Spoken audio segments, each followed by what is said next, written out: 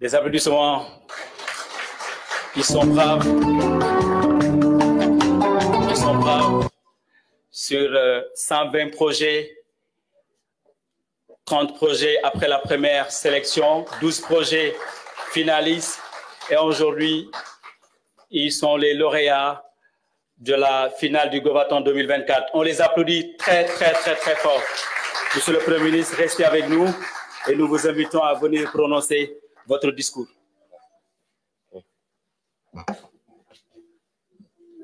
Monsieur le ministre de la fonction publique,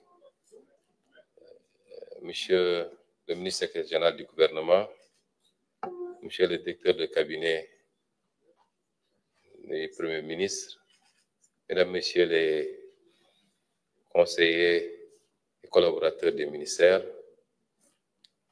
mesdames, messieurs les directeurs généraux, mesdames, messieurs les représentants du secteur privé, chers invités, nous sommes très honorés aujourd'hui de clôturer la session 2024 du Govaton avec cette remise symbolique de distinction.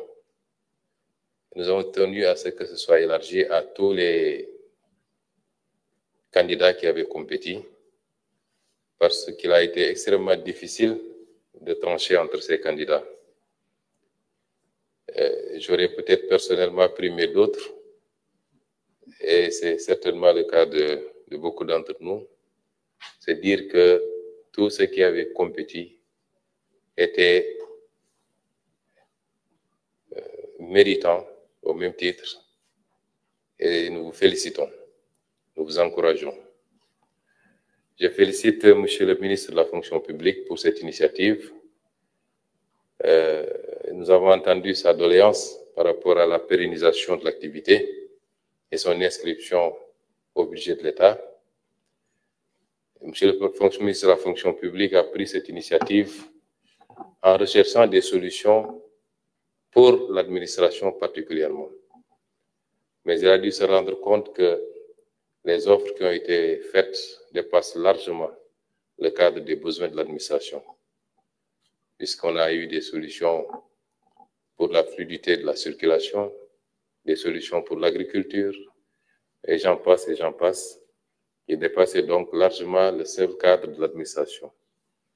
Et je pense que le Govaton doit être non seulement perpétué, mais être co-organisé par plusieurs ministères, puisqu'à la base, ça devait relever, à mon humble avis, du ministère des télécommunications et du numérique. Il s'agit fondamentalement de l'innovation dans le domaine numérique. Et c'est tout à l'honneur du ministre de la fonction publique d'avoir pris les devants.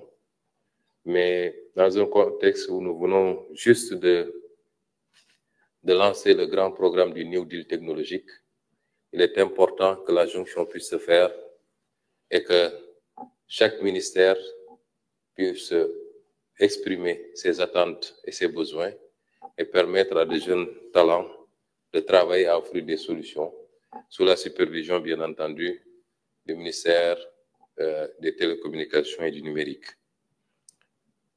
C'est extrêmement important parce que le monde est en train de faire sa mue.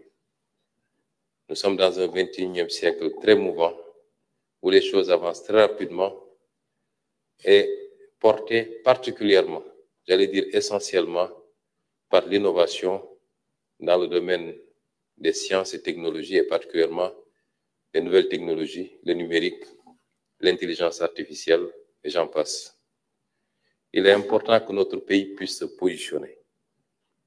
J'ai bien aimé le discours de l'un des intervenants.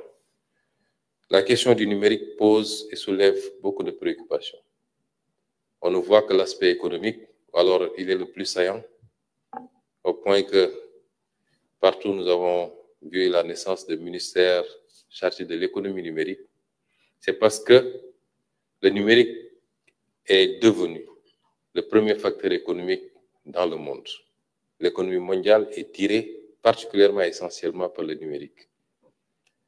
Et c'est des gains appréciables pour les pays qui ont su se positionner et faire les avancées technologiques rapidement qu'il faut. Mais au-delà, il y a les questions sécuritaires qui sont extrêmement importantes. La dernière fois, je vous parlais d'une solution qui a été importée dans une de nos administrations, alors qu'on avait la possibilité de recourir à l'expertise locale. Et entre-temps, il y a eu des développements parce que l'entreprise étrangère qui avait vendu ces solutions à des montants exorbitants, avec des kyrielles d'avenants à chaque fois, vient d'être déclaré en faillite et en liquidation judiciaire, alors que nous ne disposons même pas des codes sources pour accéder à ces applications qui, aujourd'hui, sont le cœur de la mobilisation des recettes au Sénégal. Et vous vous rendrez compte qu'un pays sérieux ne peut pas sous-traiter ces aspects. Et nous comptons beaucoup sur l'engagement des Sénégalais, et particulièrement des jeunes Sénégalais que vous êtes dans ces secteurs pour travailler à aider le pays à atteindre sa souveraineté numérique. Mais à faire également des bons qualitatifs, à faire même ce qu'on appelle des sauts de mouton, des leapfrogging. En quoi faisant? C'est un domaine où il n'y a pas d'exclusivité. C'est de la science, c'est de l'innovation, c'est de l'inventivité. Je me rappelle qu'il y a quelques années, l'Afrique avait été la première à offrir des solutions sur un petit aspect de la FinTech, notamment les transferts d'argent et les paiements par cette voie. Aujourd'hui, c'est devenu mondial et d'autres sont venus nous supplanter sur ce créneau. Ça veut dire qu'on a le potentiel et le talent pour innover et pour anticiper. Des pays que je ne vais pas citer ont pu faire ces sauts qualitatifs. Aujourd'hui, un grand pays qui, 30 ans en arrière, était à la traîne, a été le premier à offrir au monde des solutions sur la technologie de la 5G, devant toutes les puissances qu'on connaissait dans le domaine de l'innovation. Et ce pays vient de répliquer avec une offre extraordinaire en matière d'intelligence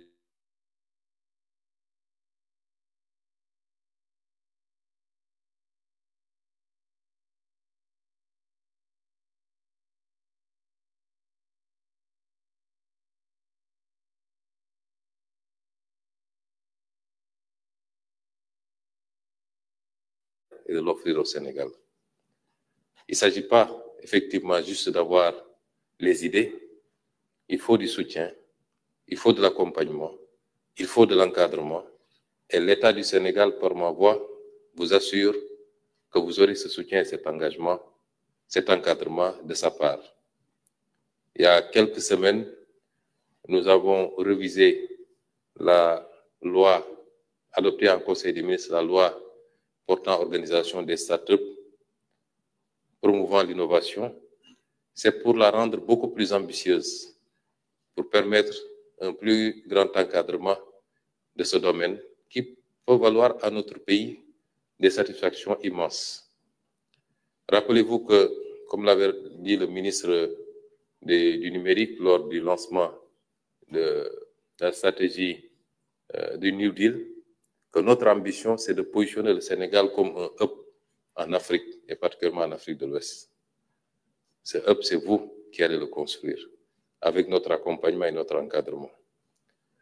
Et au-delà du gouvernement, je vais instruire tous les démembrements de l'État, les directions générales et les agences particulièrement, à trouver les moyens d'accompagner les jeunes dans leurs efforts, les activités d'innovation, de recherche et de développement. Mais il ne s'agira pas seulement de l'État, puisqu'il faut le faire avec le secteur privé également. Et je félicite et je remercie les deux entités privées qui sont là, présentes, notamment Oumou Solutions et l'entreprise de M. Sonko. Mais il nous en faut beaucoup plus en réalité. Parce que dans tous les pays où ça marche, il y a une connexion entre le monde de la recherche et le monde de l'entreprise, le monde du secteur privé de manière générale. Et les startups ont besoin de partenariats au-delà de l'État, mais d'un secteur privé conscient des enjeux et qui accompagne les jeunes inventeurs. Et je lance un appel très fort à ce secteur privé sénégalais.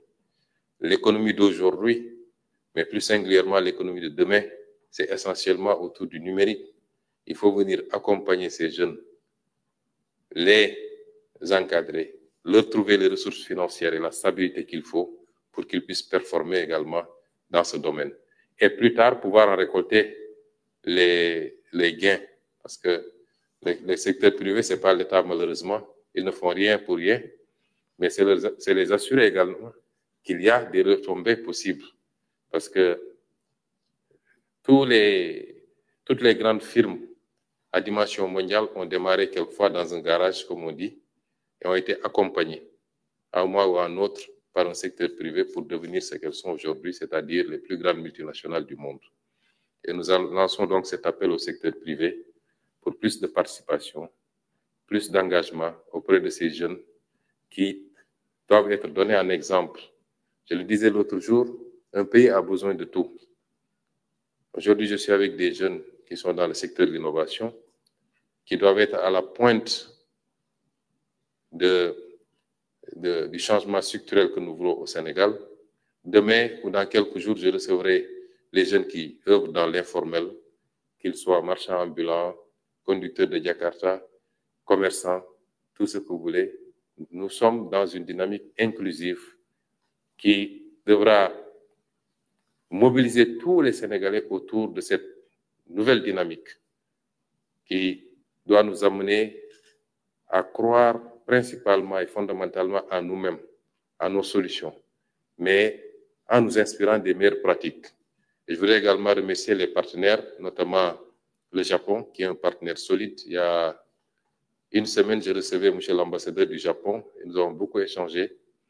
Il disait que j'ai insisté pour que le ministre de l'Éducation nationale aille s'inspirer du modèle japonais d'éducation, qui m'a beaucoup frappé. J'ai suivi beaucoup de documentaires sur le modèle éducatif japonais.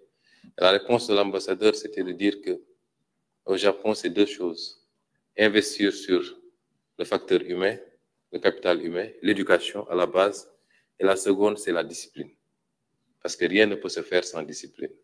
Donc, madame, transmettez nos remerciements et nos félicitations au pays frère du Japon qui accompagne dans le domaine des sciences et de la technologie. Le CFPT est un exemple vivant de ce que nous faisons avec ce pays.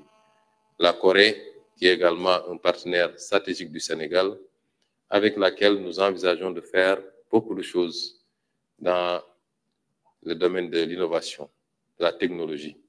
Puisque c'est des pays qui, en 50 ans, ont pu faire des révolutions pour être aujourd'hui numéro 1 dans beaucoup de secteurs, l'électroménager, l'automobile, la téléphonie, ainsi de suite. C'est des exemples qui doivent nous inspirer et nous voudrions également, avec la Corée, approfondir ce partenariat-là, de sorte à pouvoir permettre à ces jeunes de faire des incursions, d'avoir des bourses, d'aller se faire parfaire en termes de projection, mais également de science au niveau de ces pays. Et nous comptons beaucoup sur ces collaborations. Soyez remerciés au nom de tout le peuple sénégalais pour votre accompagnement et votre appui. Je voudrais terminer, chers jeunes, en vous rassurant que vous aurez toujours, en tout cas sous le régime, sous la présidence de son Excellence président Bassirou Diomaye Diakhar Faye, et sous mon gouvernement, vous aurez toujours une oreille attentive, un accompagnement. Les prix qu'on a donnés aujourd'hui sont des prix symboliques. J'avais annoncé que, au-delà des 3 lauréats, la primature allait récompenser tous ceux qui avaient compétit. C'est un moyen pour nous de vous encourager davantage, de vous dire que vous ne serez pas seul, parce que ce que vous êtes en train de faire est de l'ordre de l'intérêt général. Et l'intérêt général doit être soutenu par l'État, quoi qu'il en coûte. Et nous sommes en train de travailler à mettre en place tous les dispositifs et tous les moyens qu'il faut pour faire de ce Sénégal ce hub qui a été décrété par son Excellence le Président de la République. Je vous remercie et vous donne rendez-vous pour la prochaine fois.